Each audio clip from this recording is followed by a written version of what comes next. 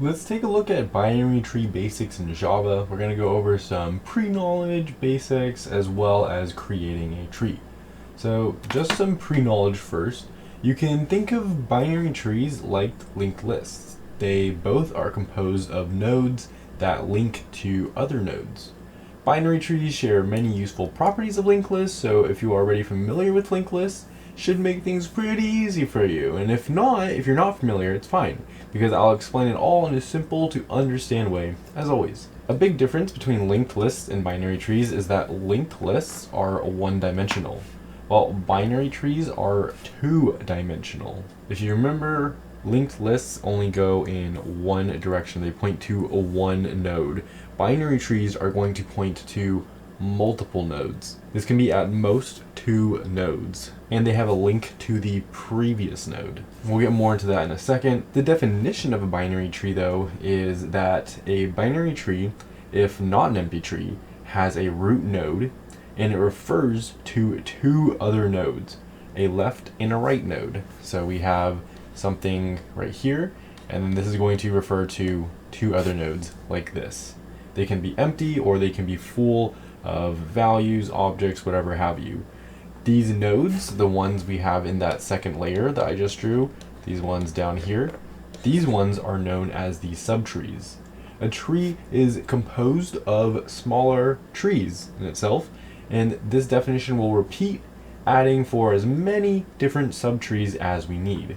And we'll see this when we talk about creating a tree. Let's go over some basics really quick. Let's do an example with this binary tree. Each data value that we have in here is a node. So this is a node, this is a node, this, and this. They're all nodes. The top node right here is the root of our tree. We can only have one root. Nodes with pointers to other nodes, which is at least one subtree, are nodes with branches. So this will be a branch node, and this will be a branch node, and this will be a branch node. And this is because that they have branches pointing down. They need at least one branch to be a branch node. We can see this one has two branches, this one has two branches, and this one has a single branch. These are the branch nodes.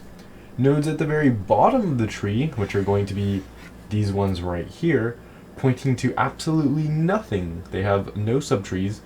These are leaf nodes.